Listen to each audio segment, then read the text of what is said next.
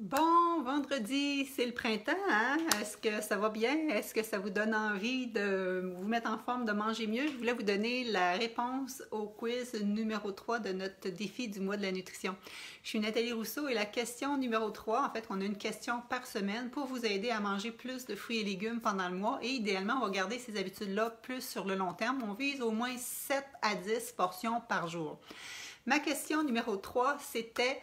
ils sont petits, ils sont peu caloriques, rouges ou violets, très riches en antioxydants. C'est des bombes d'antioxydants. On les cultive au Québec.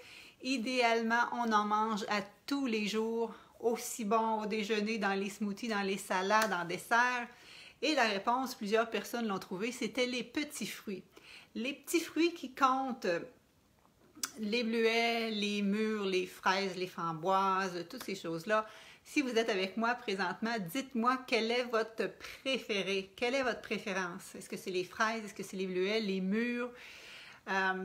Moi, je te dirais que j'ai un petit penchant pour les framboises. J'adore le goût des framboises. Ça, c'est facile à manger pour moi. C'est drôle, beaucoup de gens tripent sur les fraises. Moi, il faut qu'ils soient vraiment juteuses et sucrées pour que je les aime.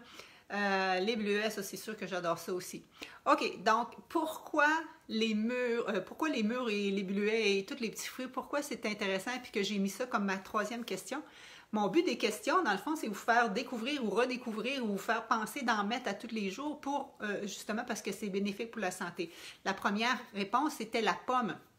Un élément qui est facile cultivé au Québec, pas cher, qu'on peut manger vraiment à tous les jours et qui a plein de belles propriétés. Ensuite de ça, la semaine passée, on parlait des verdures idéalement à mettre au quotidien dans notre alimentation. Et là, on parle des petits fruits.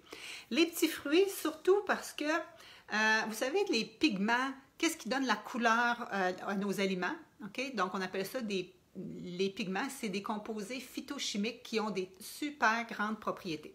Alors, au niveau des pigments, ceux qui ont le plus grande capacité d'antioxydants, ce sont les pigments rouges ou les pigments violets, là, les anthocyanines des pigments violets. Donc, justement, les pigments qu'on va retrouver dans les bleuets, les mûres, les raisins, toutes ces choses-là.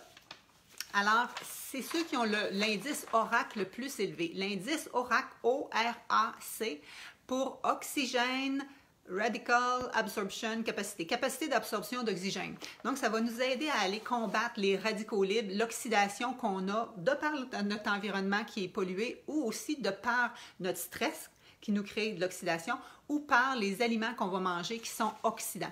On parle souvent de manger des antioxydants, mais ce qu'on oublie, c'est d'éviter ou de diminuer les aliments qui sont oxydants, comme les viandes qui seraient grillées, même les pains, les toasts là, qui ont un petit peu de noir sur le dessus, là, ça c'est dur pour notre système.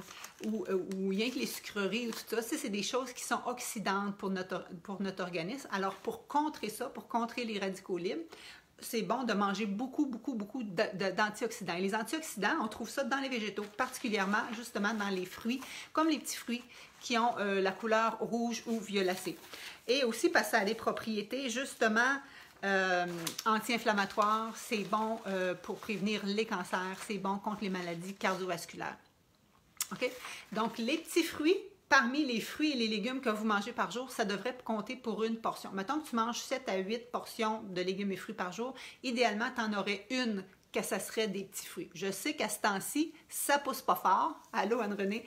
Donc, on peut les prendre congelés. C'est super congelé. Il ne faut pas avoir peur de prendre les fruits ou les légumes même congelés parce que c'est blast freezé. C'est congelé très rapidement. La température descend très rapidement et ça garde les aliments vraiment frais.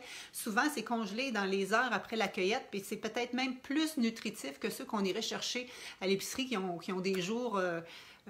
post-cueillette, OK? Donc, ne pas se gêner à manger les petits fruits, que ça devrait faire partie d'une portion par jour. Une portion, c'est quoi? C'est une demi-tasse s'ils sont congelés ou s'ils sont frais, ou un quart de tasse s'ils sont secs. Mettons que tu vas manger des fruits séchés que tu vas ajouter dans tes barres de granola ou tes barres maison ou tes boules d'énergie ou ces choses-là, OK? Il y a juste un petit bémol que je veux vous dire. Parmi les petits fruits, on compte les fraises. Et vous savez qu'il y a le groupe environnemental, ça s'appelle Environmental Group. Ils font à chaque année une liste des aliments qui contiennent le plus ou le moins de pesticides. On va dire ça comme il faut, là. Environmental Working Group, c'est ça. Ils font une liste à chaque année des aliments qui ont le plus et le moins de pesticides. Ceux qui ont le plus de pesticides, on les appelle de Dirty Dozen, donc la douzaine sale. Et ceux qui en ont le moins, on les appelle le Clean 15. Ceux qui font mes groupes de coaching, mes défis transformation santé, on va là-dedans dans l'alimentation. On parle des bases, combien bien manger, c'est quoi bien manger au quotidien. Puis après ça, quand on est rendu dans les semaines de suivi, on peaufine avec ça. Donc, d'ailleurs, ma gang du défi transformation santé d'hiver, ils finissent la semaine prochaine. Et ensuite, donc c'est un programme de 10 semaines. On a un autre 10 semaines de suivi et ça va faire partie des sujets. Allô, Lise?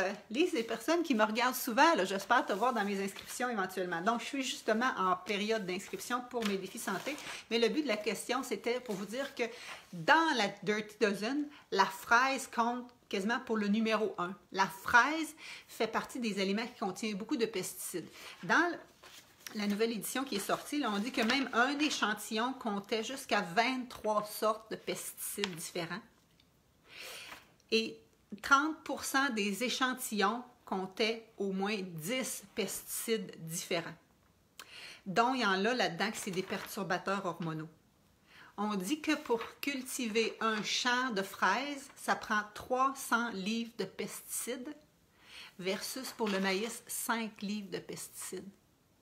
C'est beaucoup, hein? Donc, les fraises, on les aime.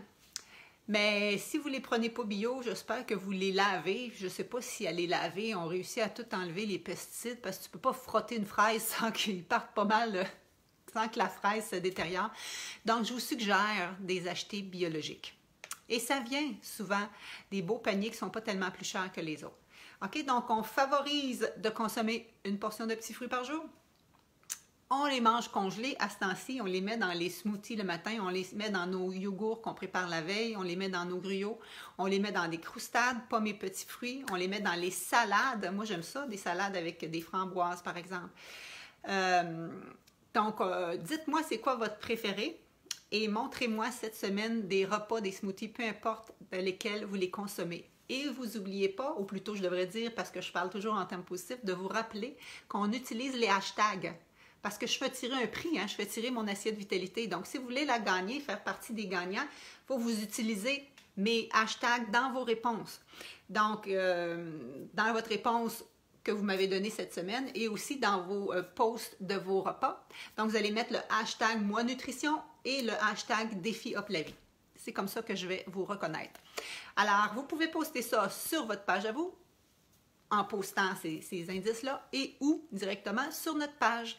Alors, j'espère que ça vous a été utile, que ce sont des informations pertinentes. C'est toujours ça que j'essaie de vous donner des choses qui sont utiles dans votre pratico-pratique, toujours pour vous aider à améliorer votre alimentation, mais surtout que vous ayez du plaisir à manger, que ça soit le fun de manger santé et que manger santé, pour vous, ça soit pas synonyme de manger beige puis du carton. Manger santé, c'est coloré, c'est du bonheur en bouche, c'est du bonheur pour les yeux et c'est de la vitamine et c'est une assurance-vie pour notre corps.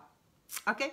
Et si vous êtes intéressé à aller plus loin, je suis en inscription pour mes défis de transformation santé. Et à partir du 1er au 5, là, le mois de la nutrition va être terminé. Du 1er au 5, on fait un 5 jours Mind Body Reset Challenge du printemps. Vous allez recevoir une infolette à ce sujet-là aujourd'hui. Alors, quels sont vos préférés? Ceux qui sont présentement en ligne, j'attends vos réponses. Moi, je les aime toutes, en fin de compte. Je les aime toutes. Je me souviens, quand j'étais petite, je vivais à la campagne et dans les bois, chez nous, il y avait des murs jumbo, là, grosses comme mon pouce. C'était immense. C'était dur pour aller les ramasser, par exemple. On se faisait piquer, mais c'était super. J'avais même l'idée, à ce moment-là, d'inventer une recette de smoothie que j'allais appeler Murmure. Et je devais avoir 9 ans dans ce temps-là. J'étais très inspirée. Murmure, le dessert au mur. OK, merci.